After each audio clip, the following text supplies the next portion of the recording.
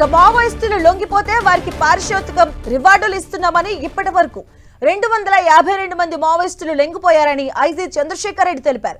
లొంగిపోయే మావోయిస్టులను అన్ని రకాలుగా ఆదుకుంటున్నట్లుగా ఆయన తెలియజేశారు. ఒక ప్రభుత్వం ఎలాంటి ఆదేశాలు ఇచ్చినా కూడా పోలీసులు సిద్ధంగా ఉన్నారని అంటున్న ఐజీ చంద్రశేఖర్ రెడ్డితో మా ప్రతినిధి సునీల్ ఫేస్ టు ఫేస్.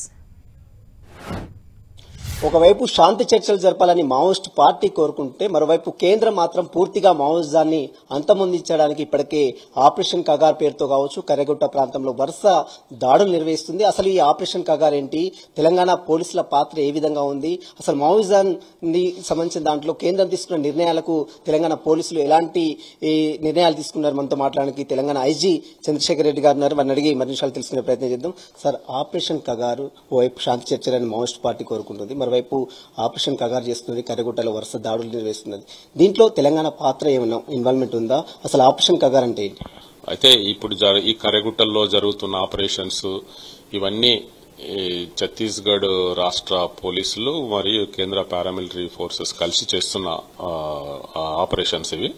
ఈ కర్రెగుట్టలు అనేది ఎక్కువగా ఛత్తీస్గఢ్ రాష్ట్రంలో విస్తరించింది. కొద్ది భాగం మాత్రం తెలంగాణ రాష్ట్రంలో ములుగు, కొత్తగూడెం జిల్లాల్లో విస్తరించున్నాయి. అయితే ఇప్పుడు ఇక్కడ జరుగుతున్న ఆపరేషన్స్ అనేది పూర్తిగా అయితే సమీప తెలంగాణ రాష్ట్రంలో ఆ సమీప పోలీస్ స్టేషన్స్ ఉన్నాయి. వెంకటాపూర్, ఇంకా కొన్ని పోలీస్ స్టేషన్స్ తెలంగాణ రాష్ట్ర పోలీసు కావచ్చు, ఇంకా కేంద్ర పారామిలిటరీ ఫోర్సెస్ మేము మాత్రం తెలంగాణ రాష్ట్రంలో అప్రమత్తంగా ఉన్నాం. ఉండి ఎట్లాంటి సంఘటనలు జరగకుండా మేము అప్రమత్తంగా. తెలంగాణ పోలీసుల పాత్ర లేకుండానే మొత్తం ఈ ఆపరేషన్ మొత్తం కూడా కేంద్రం నిర్వహిస్తుందంటారు? అవును, మొత్తం అంటే కేంద్రం మరి తెలంగాణ ఛత్తీస్గఢ్ రాష్ట్ర పోలీసులు వీళ్ళిద్దరు కలిసి నిర్వహిస్తున్నారు. మావోయిస్టులకు తెలంగాణ ఐజీ చంద్రశేఖర్ రెడ్డిగా ఏం చెప్తారు? అదే మేము అందరికీ విజ్ఞప్తి చేస్తున్నాము, అందరికీ మేము చెప్పడం జరిగింది. ఎవరైనా సరే జనజీవన స్రవంతిలో కలవాలనుకుంటే నేరుగా రావచ్చు మా దగ్గరికి. వస్తే మేము తప్పకుండా వారికి అన్ని విధాలుగా చేయూతనిస్తాము. ప్రభుత్వం నుంచి రావాల్సిన సహాయ సహకారాలు కూడా అందే విధంగా చూస్తాము. తర్వాత వాళ్ళు మళ్ళీ ప్రశాంతంగా వారు సాధారణ జీవితం గడపడానికి అన్ని విధాలుగా మా వంతు కృషి, మా సహకారం చేస్తాం మేము.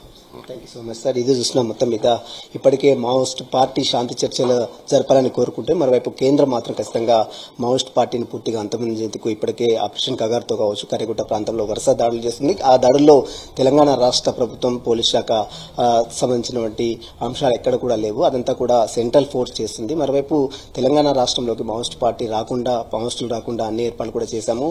ఇక లొంగిపోవాలంటే మావోయిస్టులందరూ కూడా జనజీవన స్రవంతిలోకి కలిసేందుకు తెలంగాణ పోలీస్ శాఖ అన్ని చర్యలు తీసుకుంది. వారికి పునరావాస కేంద్రాలు కల్పించడమే కాకుండా వారికి కావాల్సినటువంటి అన్ని సదుపాయాలు కూడా తెలంగాణ పోలీస్ శాఖ సమకూరుస్తుంది. కాబట్టి మావోయిస్ట్ పార్టీలో ఉన్నటువంటి కీలక నేతలందరూ కూడా లొంగిపోవాలంటూ కూడా ఐజీ చంద్రశేఖర్ రెడ్డి చెప్తున్న పరిస్థితి. Video news 9 Hyderabad.